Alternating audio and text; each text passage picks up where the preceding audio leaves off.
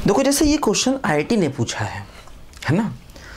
देखो ये मैं जो अभी लैंग्वेज की बात कर रहा था ये वही ज़रा ध्यान देना है। देखो जैसे यहाँ पर क्या है, सेट ए में 4 एलिमेंट्स हैं, total number of unordered pairs, pairs का मतलब 2 disjoint subsets are question mark चाहिए, मतलब total number of unordered pairs of disjoint subsets, मतलब सबसेट डिसजॉइंट भी चाहिए और अनऑर्डर्ड भी चाहिए, पेयर का मतलब 2 चाहिए। देखो जैसे आपने एक एलिमेंट 1 लिया तो 1 के 3 तरीके होंगे, है ना, या तो P में रखोगे या Q में रखोगे या कहीं नहीं रखोगे, नॉट P नॉट Q। हालांकि P Q का नाम नहीं लिया तो इसलिए क्या हुआ, 1 के 3 वेज हो गए, 2 के भी 3 वेज हो गए, 3 के भी 3 वेज हो गए, 4 के भी 3 वेज हो गए, है ना।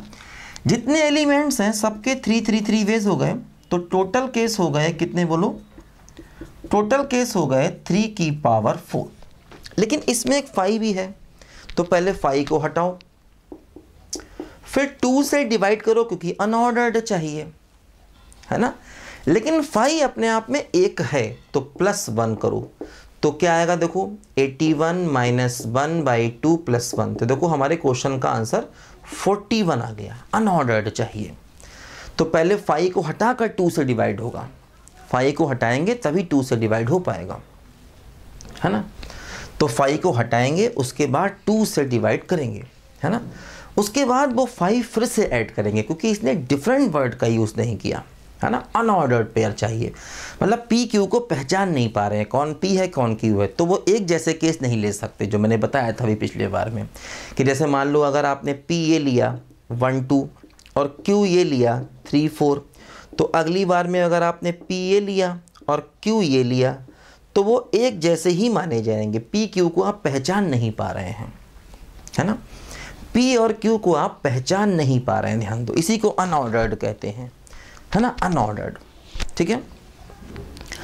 और अगर ये कहा जाए कि डिफरेंट चाहिए, है ना, तो फिर 5 नहीं लेंगे, तो फिर ये अलग से 5 ऐड नहीं करेंगे +1 वाला। हालांकि ऐसा क्वेश्चन आएगा नहीं, डिफरेंट शब्द मैंने अपनी तरफ से जोड़ के थोड़ा क्वेश्चन को और अच्छा बनाया है, हालांकि वो ऐसा कभी आएगा नहीं, ध्यान दो, ठीक है। तो ऐसे हमें करना होगा इस टाइप के क्वेश्चंस को। ऐसे और भी कई क्वेश्चन आपको इधर उधर मिलेंगे। अनऑर्डर्ड का मतलब आप P और Q को पहचान नहीं पा रहे हैं, ध्यान देना। ऑर्डर्ड का मतलब P और Q को अलग अलग माना गया, है ना। अब अगर यही शब्द यहाँ पर ऑर्डर्ड होता, इसका मतलब ये है कि P और Q को हम अलग अलग मान रहे हैं। तो अगर यही शब्द यहाँ पर ऑर्डर्ड होता, ऑर्डर्ड का मतलब ये है कि P और Q को हम अलग अलग मान रहे हैं, और P और Q को अलग अलग मान रहे हैं, तो यही हमारे क्वेश्चन का आंसर हो जाता 3 की पावर 4, है ना। यही हमारे क्वेश्चन का आंसर हो जाता, क्योंकि उस केस में हम P Q को अलग अलग नहीं मान रहे हैं, ध्यान दो, ठीक है। और अगर डिफरेंट वर्ड का यूज़ कर देता, है ना, तो उस केस में क्या होता, ये +1 अलग से हम यूज़ नहीं करते, ठीक है। डिफरेंट वर्ड का यूज़ अगर कर देता, है ना, तो P और Q को हम अलग अलग मान रहे थे, ये बात ध्यान दो। लिखो ज़रा बच्चों इसको ध्यान से।